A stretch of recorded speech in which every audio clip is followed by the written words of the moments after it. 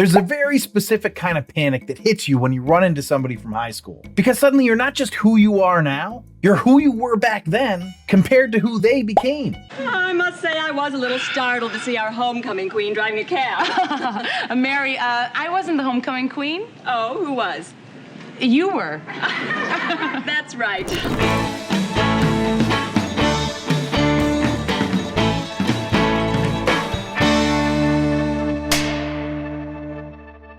So here we are, we're opening episode 11 of season 3 of Taxi, Elaine's old friend, with Elaine driving some drunk guy to the airport. And it's a cute little bit. He's gonna be asking questions like, do you know where I was? And she's gonna be like, well, you're at a bar. Do you know what I was doing? You were drinking. Right? She knows all the answers because he's a drunk idiot. And eventually she's gonna get him to the airport, and then we get the twist, right? She's like, I hope you don't miss your flight. And he's like, they won't be able to leave without me, and then puts his airline pilot cap on. The studio audience loved this joke. Like, they were just cracking up. But I have to say, I don't know if we should be joking about a drunk airline pilot. It's not fun, it's dangerous. Anyway, her next fare is Mary Parker. And Mary is someone Elaine knew from high school. They were cheerleaders together. But it soon becomes clear that they were more frenemies than friends. Like, Mary's gonna get Elaine to acknowledge that Mary was prom queen, while Elaine is gonna point out that she was the leader of the cheerleading team. Also, Elaine's gonna remind Mary that she starred in the senior play, but Mary's gonna be like, yeah,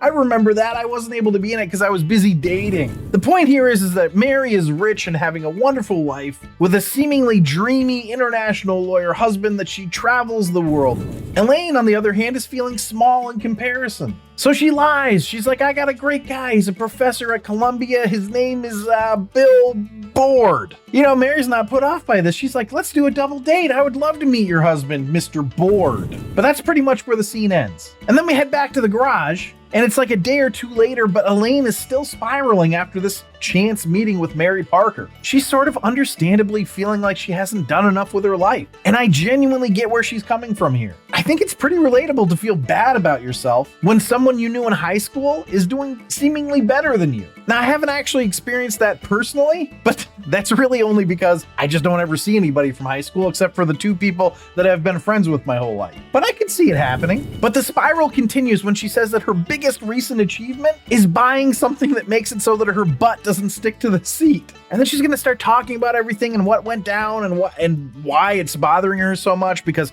her and Mary were so competitive. And then Jim's just gonna jump in suddenly and blurt out, where can I get one of those? And, you know, they're like, get one of what? And it turns out he was talking about the seat sticking thing, you know, to make sure his butt doesn't stick to the seat. And Elaine, who's a little exasperated at having been interrupted, sort of dismissively says, I'll buy you one. And then he just genuinely was like, thanks. Now, him saying thanks was funny. It didn't actually get me in the moment, but what did get me was the fact that Jeff Conaway, or Bobby, you could clearly see breaking right after Jim says thanks like that. Now, I always enjoy a good break. I get like it wouldn't be good to just constantly see breaking, but like, I don't know, when you see it every once in a while, it always works for me. But the kicker here for Elaine was that she was actually voted most likely to succeed. And I've got a question for everybody. Did your high schools do this? Is this a real thing that high schools do? Is it something that high schools used to do and don't anymore? Let me know in the comments. And actually, if you are gonna let me know, if you got voted something, tell me what it was. Anyway, her saying that is gonna lead to Bobby and Tony saying what they got voted as, which for Bobby was most talented, and for Tony was something about him being good at biology. And then of course, Louie is gonna make snide remarks to both of them, but while this is going on, right after, Jim is gonna be like, he's just gonna blurt out, blue. Why would he blurt out blue? Because that's the color of the seat thing he wants.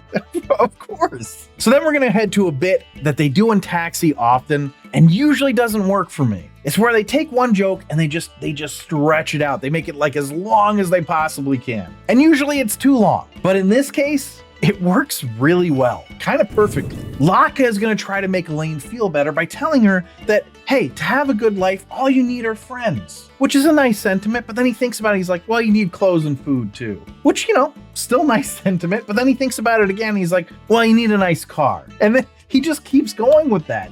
He just keeps adding more things, and he sums it up several times. Like, he does a sum up And then after he sums it up, he goes, oh wait, actually one more thing. And I mean, it was sort of shocking how long they let it go for, but it was honestly excellent. And he ends it all up with needing a beautiful woman with a body that makes you froth at the mouth. Okay.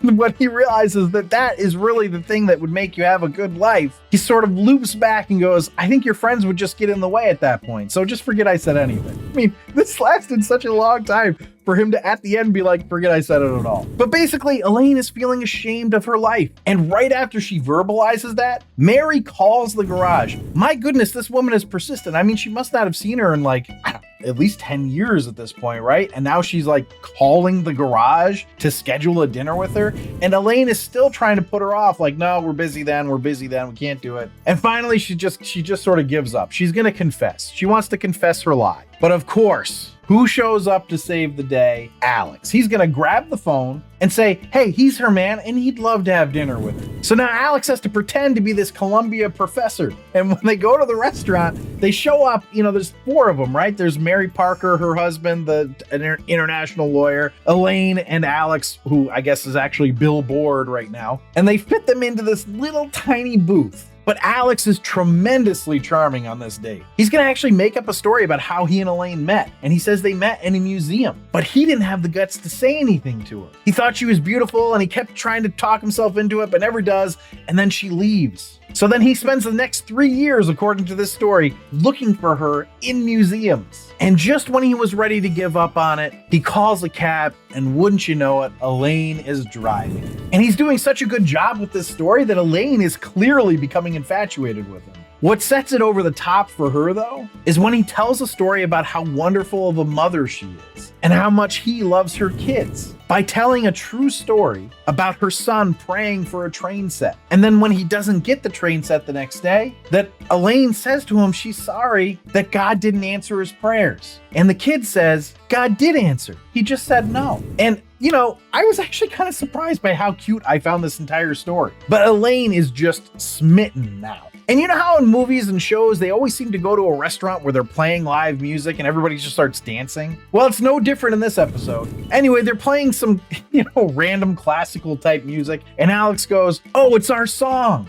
But they go and dance and eventually they kiss. The ploy worked though, because eventually Mary is wanting Bill Board and not her international lawyer husband. She even says to the waiter when asked what she wants to order that she'll have one of him, talking about Bill Board. So success, right? Well, when Alex and Elaine get back to Elaine's apartment, Elaine confronts Alex and is like, you can admit that it meant more than helping me defeat Mary. Of course, Alex feigns ignorance, but Elaine insists. She actually gets kind of angry and says, I'm the most exquisite work of art you've seen, which was referencing something Alex had said during the dinner date. And very clearly, she wanted that to be real. She wanted that to be something he really meant. But even in spite of that, Alex still won't admit it. So to prove it, he kisses her. Just sort of a peck on the lips and says, see, felt nothing. Then Elaine is gonna really lay one on him. And when she's done making out with him, he can barely talk, but is still trying to play it off. It was cute. Don't know how I feel about them trying to get Elaine and Alex together, or maybe they're not, who knows. But anyway, Alex is gonna end up walking away, still kind of,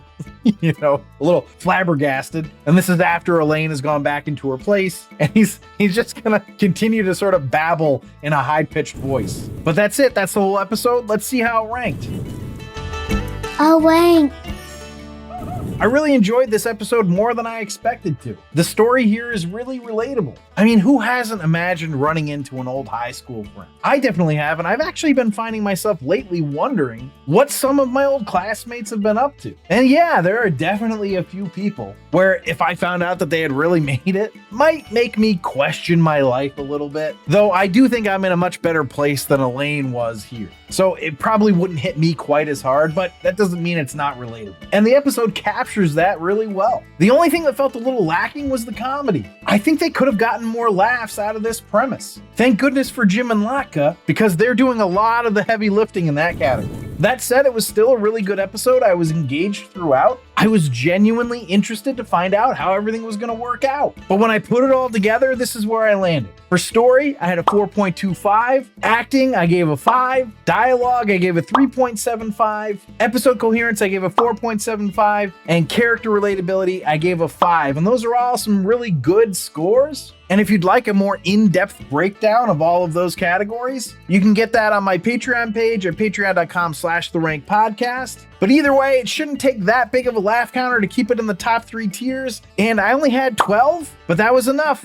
It got a 34.75, which made it an I'd watch it again. But this makes it tied for the 12th best episode of all time for Taxi, tied with Season 1, Episode 9, Money Troubles, just below Episode 10 of Season 1, Men Are Such Beasts, and just above Episode 1 of Season 3, Louie's Rival. And if you want to see the full list of episodes, you can check that out on my website, therankpodcast.com. But as for the series average, it's at a 27.71, which keeps the entire series as mediocre. And if you're ranking along with me, drop your score in the comments. Actually, hit that laugh counter in the comments. I want to see if we're on the same page here. But thanks for listening and or watching. Check out my other Taxi ranking episodes or any of my other sitcom or movie ranking episodes on this channel. Remember to like, comment, and subscribe. And if you really want to reach out to me directly, you can email me at john@therankpodcast.com, but I will leave you with this. So Elaine was voted most likely to succeed. What was her fake boyfriend voted? Most likely to be seen, because he's a billboard. No.